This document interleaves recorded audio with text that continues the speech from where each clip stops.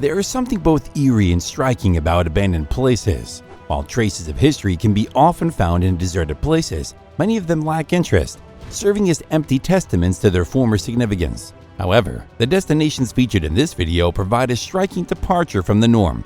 They are peculiar and unique abandoned sites, each woven with captivating narratives. In fact, these are not your typical abandoned places. They are the world's most extraordinary and real deserted places. Number 12. Power Plant IM. Constructed back in 1921, the Charleroi Power Plant IM was once a prominent coal-burning power plant in Belgium, boasting one of the largest cooling towers capable of swiftly cooling 480,000 gallons of water per minute during its prime period. Yet, the substantial power output came hand in hand with considerable environmental repercussions, as this specific plant contributed a significant 10% of the nation's total carbon dioxide emissions. In response, Greenpeace took a stand and staged protests, leading to the closure of the site in 2007. Although its days of generating electricity are over, the abandoned towers still offer a plethora of hauntingly beautiful vistas. Number 11. Carey Furnaces. Back in 1884, the Carey Furnaces held a significant role in the American steel industry. These extensive facilities spanned 400 acres on both banks of the Monongahela River in Pittsburgh. At their zenith, they contributed a staggering 1,250 tons of steel daily. However, their prominence waned, and in 1982, due to their obsolescence, the furnaces ceased operation. Much of the complex was dismantled and incinerated, with plans initially set for a new housing development on the site. Yet, these aspirations never materialized, leaving the towering furnaces untouched. Standing at an impressive height of 100 feet, they have evolved into a recognizable landmark. As time passed, local authorities acknowledged their significance as a rare and invaluable testament to pre-war iron-making technology. Consequently, in 2006, they were designated as a National Historic Landmark. Subsequent efforts have been dedicated to their conservation and upkeep, ensuring that they endure for the benefit of future generations. Number 10. Bodie Ghost Town. Founded by eager prospectors enticed by the allure of the California gold rush during the mid-1800s, Bodie transformed into a thriving mining settlement characterized by men in pursuit of wealth, notorious saloon confrontations, and tavern clashes. Despite its initial prosperity, the town's prosperity was short-lived. With the discovery of gold in other areas gaining attention in the 1890s, Bodie's population dwindled as people were drawn elsewhere. Preserving a frozen glimpse of its past, the ghost town was granted the status of a National Historical Landmark in the 1960s. Today, it's not miners but tourists who come to explore its abandoned streets and marvel at the town's halted decline over time. Number 9. Collins Barn, the Hobbit House. What sets the so-called Hobbit House in Wiltshire, England apart is its improbable existence, as it almost came into being by chance. Every detail visible in these pictures, from the intricate stained glass windows to the elaborate turrets, is the creation of a single individual named Colin Stokes. Over a span of more than 11 years, Colin painstakingly constructed the entire property by hand, admitting that he got carried away. This former farmer embarked on the project after acquiring the land in the 1980s, initially intending to construct a basic rectangular barn for hay storage. He became captivated by the art of dry stone wall building, leading to the property to evolve into its current form. Though Colin prefers not to label it a hobbit house, he still perceives it as a barn, despite eventually adding a living space on the top floor for himself. His tenure there was curtailed due to the establishment of a nearby quarry in the late 1990s. The quarry's disruptive noise prompted him to sell the land and depart in the year 2000. Since then, the peculiar barn he meticulously crafted has remained unoccupied. Number 8. Buzludza Monument. Constructed during the waning years of the Cold War, the Buzludza Monument emerged under the direction of the Bulgarian Communist government. Their aim was to establish a notable and authorized central hub for the Bulgarian Communist Party. The structure, resembling a UFO, hosted numerous official events, its interior adorned with posters of Lenin and Marx, and a ceiling adorned with a prominent red star, creating a distinctive atmosphere.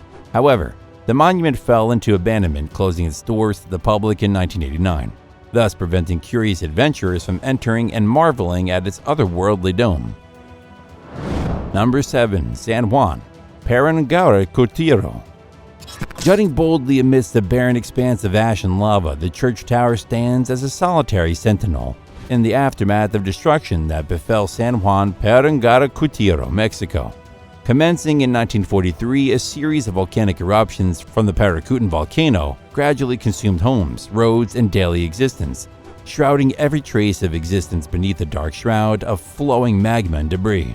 In the present day, visitors who venture to this remote ruin can contemplate the enduring, though unoccupied, altar that remains within, a testament to a once thriving community now frozen in time.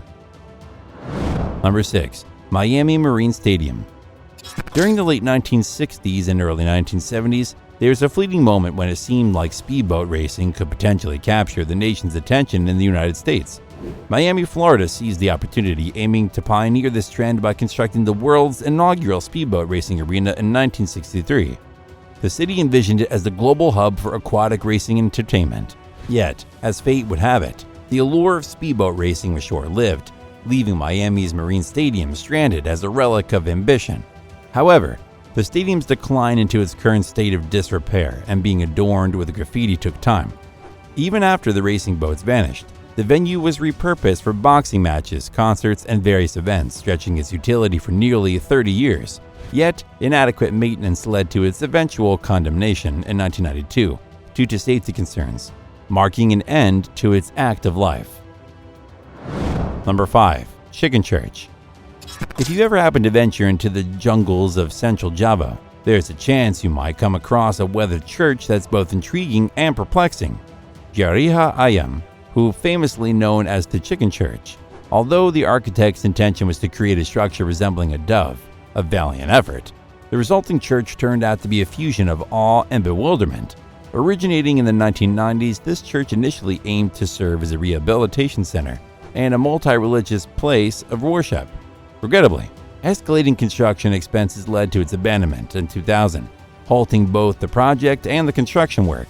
Despite the unfulfilled avian aspiration, this feathered marvel has evolved into a tourist attraction over the years.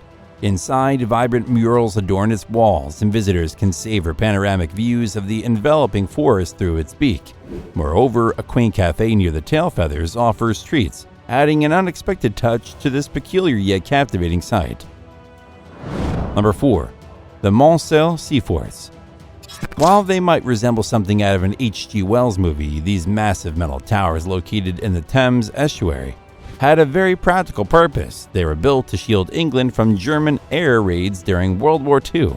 After their decommissioning in the 1950s, these forsaken towers found a new role as a haven for pirate radio broadcasters in the subsequent years. Presently, one of the adjacent forts is under the jurisdiction of the self-declared micronation Principality of Sealand. The other forts can be safely observed from a boat or on a clear day from the shores of Shrewsbury East Beach. Number 3. Kangbashi.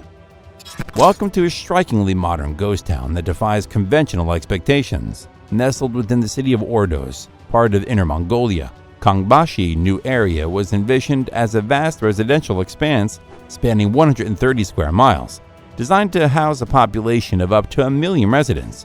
Initiated in 2003, the ambitious project aimed to create a self-contained urban space, yet struggled to attract occupants to its high-end apartment complexes. Compounded by its remote desert surroundings, Kangbashi's futuristic city within a city seemingly emerged from a cinematic set, reminiscent of a Ridley Scott production, only to remain eerily deserted after the camera stopped rolling. Curiously, today's visitors can explore the locale, meandering through remarkably well-preserved structures and captivating art installations. Number 2. Great Train Graveyard. Uyuni is primarily renowned for its expansive salt flats and vibrant red lakes, yet the Bolivian region boasts an unconventional tourist attraction, a captivating graveyard of forsaken vintage trains. In the early 1800s, ambitious plans were devised to expand Uyuni's transportation infrastructure, involving the construction of additional railway tracks through the city. However, technical challenges and tensions with local indigenous communities led to the abandonment of the project. Although the trains continued to serve for transporting minerals to Pacific port cities, the depletion of minerals by the 1940s caused miners to depart, leaving the machinery stranded in the arid expanse. The passage of time, coupled with corrosive effects of saline winds, has gradually eroded the trains, giving rise to the captivating landscape known today as the Great Train Graveyard. Number 1. Presidio Modelo. Abandoned since 1967, the aura of the despair and apprehension lingers within the walls of this Modelo prison. Commissioned in 1926 under the orders of dictator Gerardo Machado and influenced by the Panopticon concept, the oppressive structure was deliberately crafted to instill an ongoing feeling of unrelenting, unseen surveillance. Despite its history, even encompassing Fidel Castro's time as an inmate, the prison's population swelled to accommodate more than 6,000 perceived enemies of the state during Castro's regime. Now serving as a museum, visitors have the opportunity to immerse themselves in the eerie ambiance that endures within the echoing passageways and unoccupied cells. That's all from us today. If you like this video, remember to give it a thumbs up, subscribe to the channel, and click the notification bell. Thanks for watching.